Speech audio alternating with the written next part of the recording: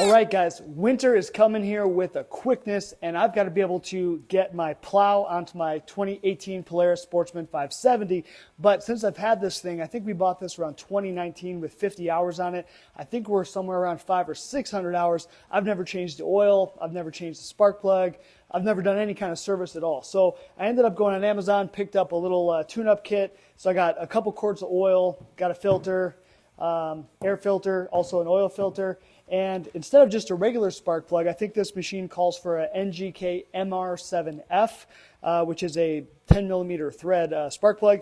I ended up going with a CR7 EIX, which is an iridium, like a fine tip electrode spark plug. So should be a little bit of an upgrade, you know, not anything major, but whatever, just pick that up. And I don't even know if it really needs a spark plug yet, but ever since I've owned this machine, even at, 50 hours, and it is fuel injected, it still always had some issues. When you first start the thing up, it ends up, dying a couple times. You have to start it back up. So that could just be an issue where I need to maybe turn up the idle, if that's even possible. I have no idea.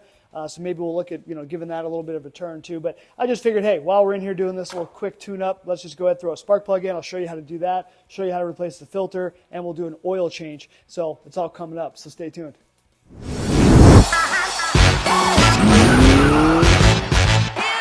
All right, so what I decided to start with is going to be replacement of the spark plug. And so to get to that, we've got to get off just our factory seat, and then there's a couple of pins that are going to hold on this plastic panel, and then we can get that out of the way, and that'll give us some more access to what we've got to do next.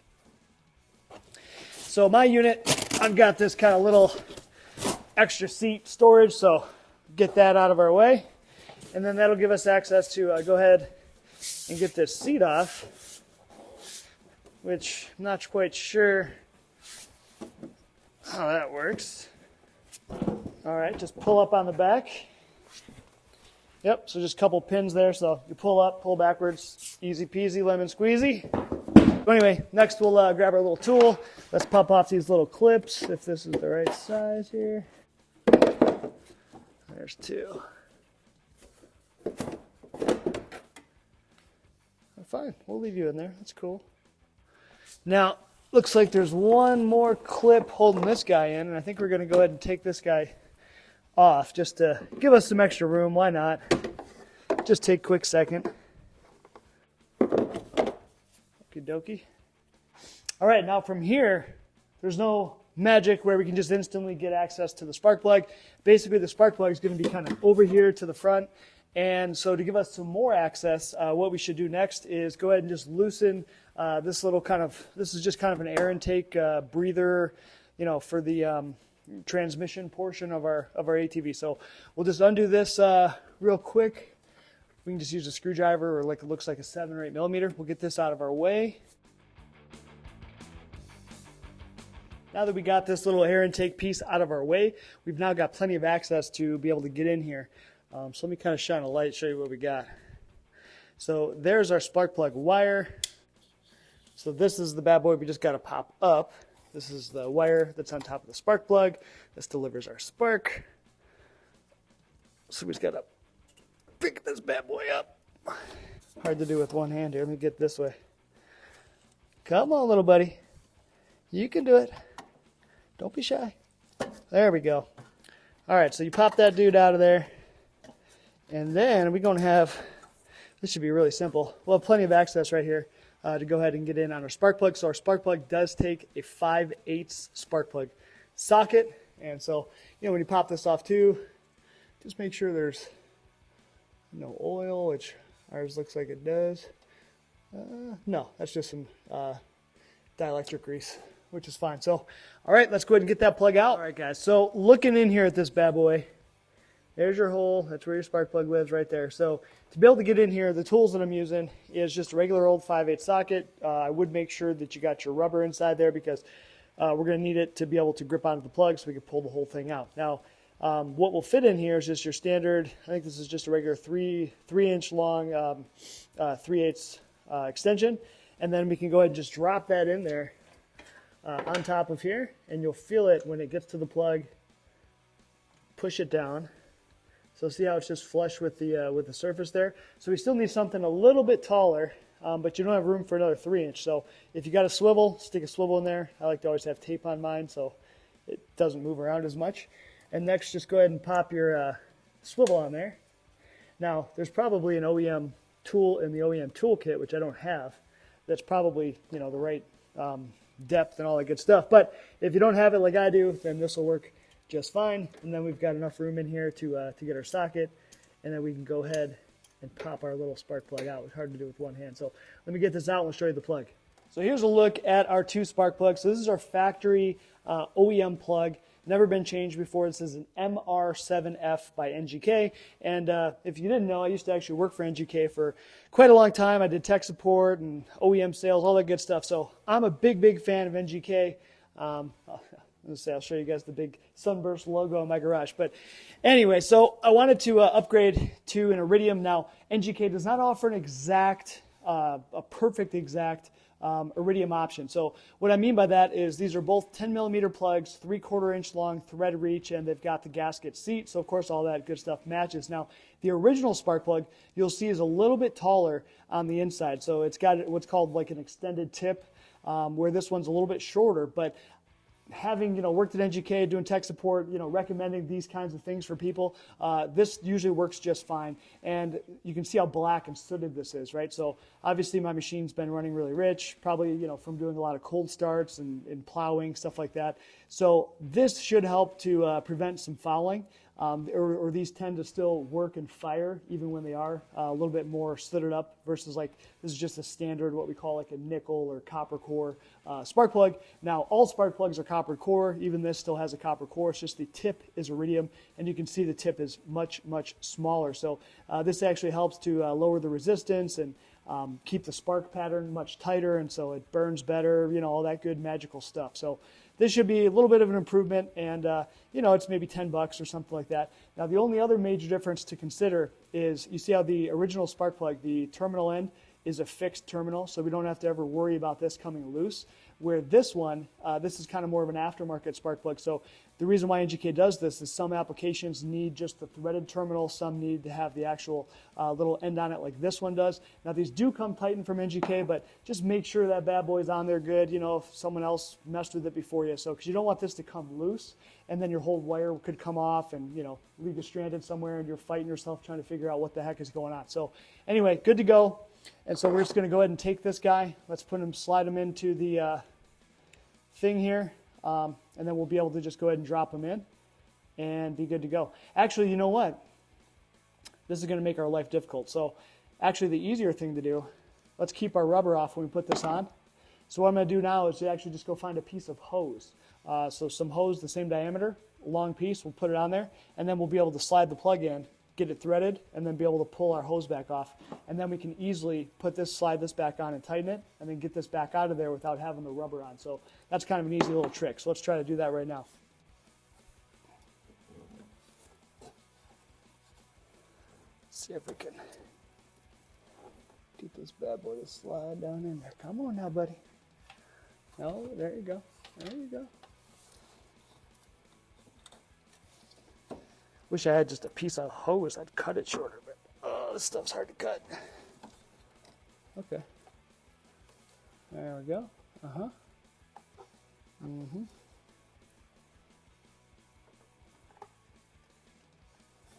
Actually, you know what? Whoop.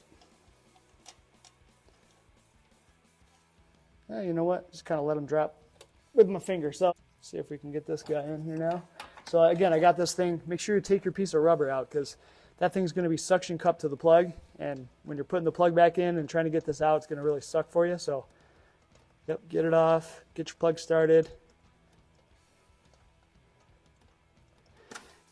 Okay, so with the spark plug, with an NGK plug, with a gasket plug, I believe you want to go a half turn past hand tight, and that should get the crush washer completely torqued down. Yep, so it says right here on the box, if you guys can read it. So for an M10 plug, this is a M10 by 0.125 thread, we're just going to go a half turn. So There's no need to do any kind of torque wrench or anything like that. Just do a half turn. Don't put any kind of anti-seize or any crap like that on the spark plug.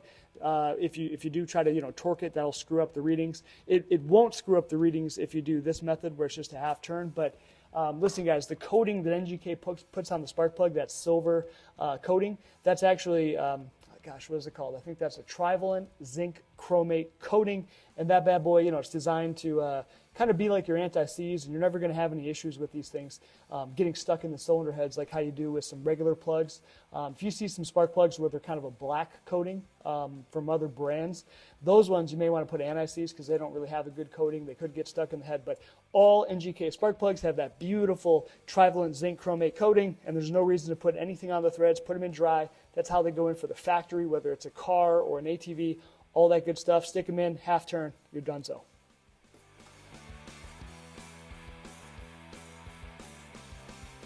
All right, last step, let's just go ahead and stick on our plug wire. And you should just feel a nice little, you'll kind of feel it, go onto the tip and all that good stuff. So make sure you kind of push it down hard. Not a lot of room in here, especially if you guys got real big hands. All right, good to go on that. All right, before we actually get too far and put this crap back, let's go ahead and figure out what we need to do for this air intake. So it's going to be the moment of truth. Let's see if I bought the right one here. So it looks like it's pretty simple. Looks like we just pop off these 6 clips, and hopefully that's all it is. Come on, buddy. All right, look at that. Easy peasy lemon squeezy. All right, so looks like there's a sock, a factory sock that's on here, so that's good. Looks like it's still in good shape. We'll go ahead and reuse it. And yeah, it looks pretty similar. Good, I think I got the right one. So let me take my screwdriver. We'll get this off, and we'll get the sock onto the new one. Compare it, make sure it's all the same size, and be good to go. And also, for all this crap that I bought, I'll go ahead and put a link down below. So I bought most of the stuff on Amazon. The only thing I couldn't really find was the oil. Well, I should say I could find it, but all I could find was the Polaris oil. This takes 5W50. Or there's also like a really cold weather extreme 0W50.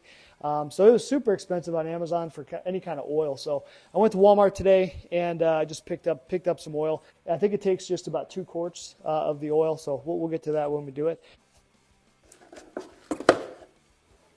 All right, just like that. This guy's off here. So we can just replace our filter sock. Yeah, this thing doesn't even look super bad.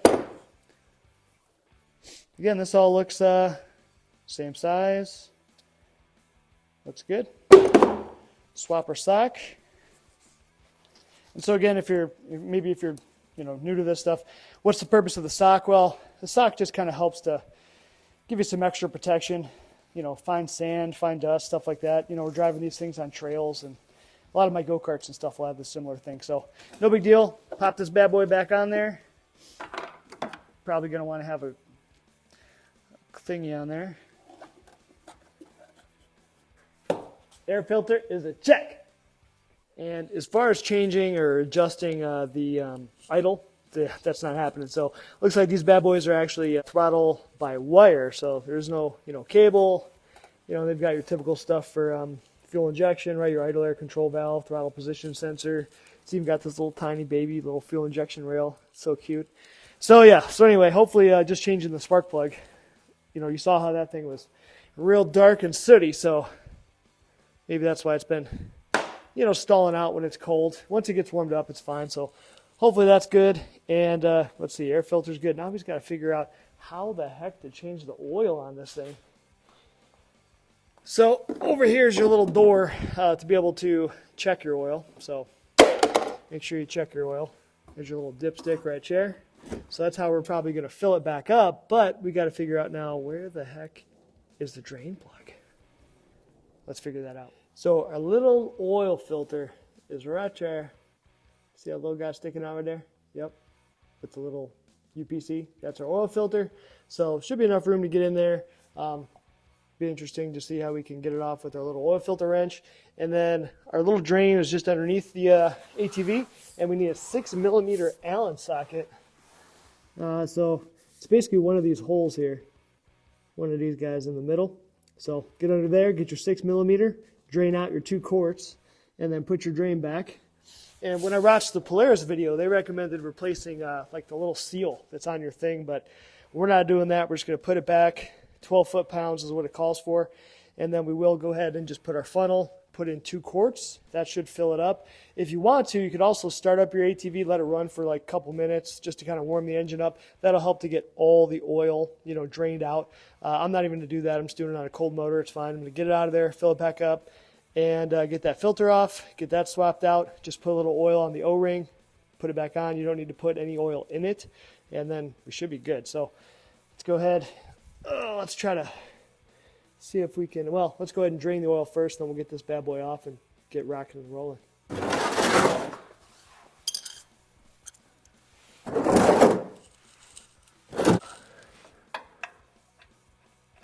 It's right in front of my face. Get it cracked.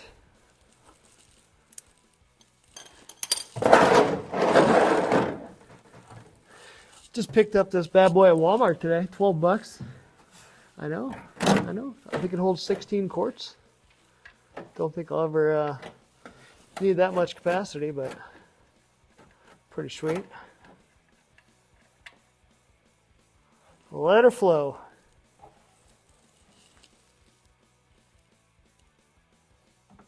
All right, let me get up top. Now for filter replacement, you probably want to have one of these guys to be able to put a ratchet on and get this right the heck off here. Now, I do not have the right size, as you can see. So, I don't want to run to the auto parts store. So what I'm going to try to do is I'm going to try to ride the struggle bus. And I'm going to try to see if this bad boy will work. Kind of tighten this thing and somehow, it comes off. I don't know. It might not work. If it doesn't, I'll go get the right tool, but we're going to give this a shot. Let's see if it works.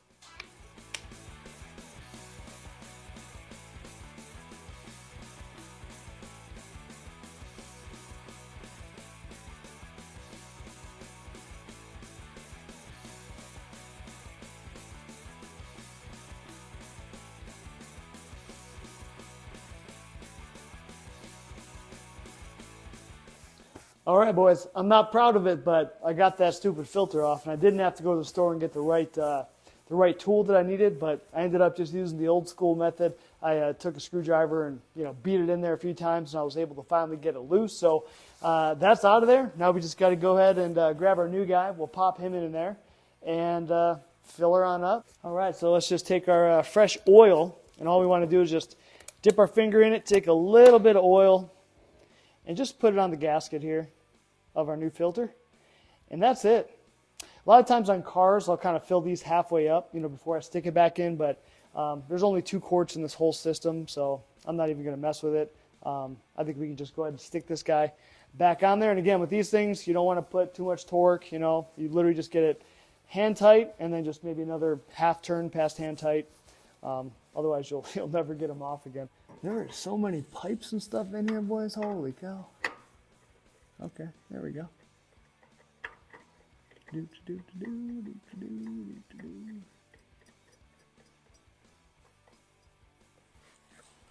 Spin it right on.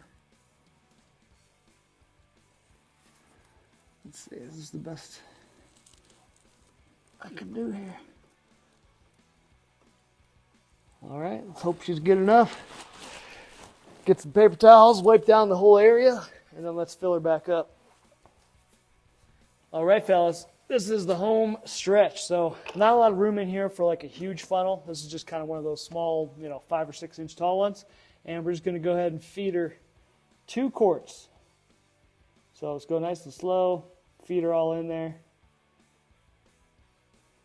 This is going to take a minute.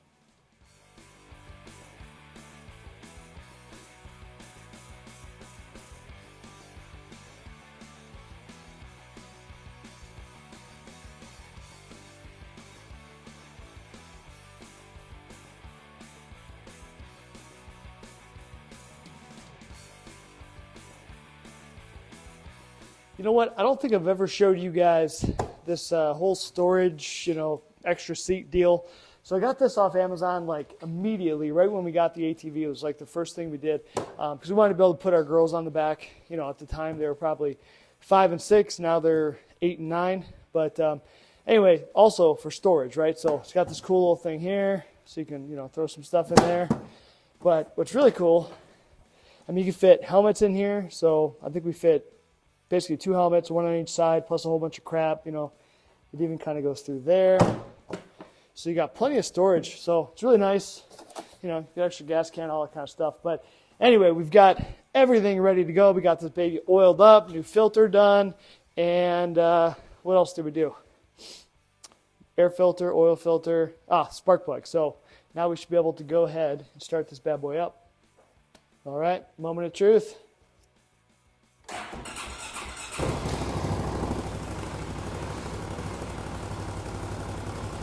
Already so much better, because usually when you start this thing up, it would die immediately. Now it's just running beautifully from a perfectly cold start. So super good. So that spark plug must have made a nice difference. All right, guys, so that's going to be it for this video. Hopefully this helps you out if you're looking to do your oil change and kind of a nice tune-up on your Polaris Sportsman 570. Again, mine's a 2018, but I think this applies to a lot of them, even up through the brand new one. So should be the same as far as spark plug and the tune-up kits and all that stuff. But I'll put links for everything down below. I'll even put a link down below for where I bought this thing. I think I got that off Amazon too, so I'll post that up. But anyway, like, share, subscribe, guys. Check out some of the other videos. I'm going to probably do a 3-year update video coming soon with this Colpin plow. I'm going to get this bolted on here next. Thanks for watching. See you later.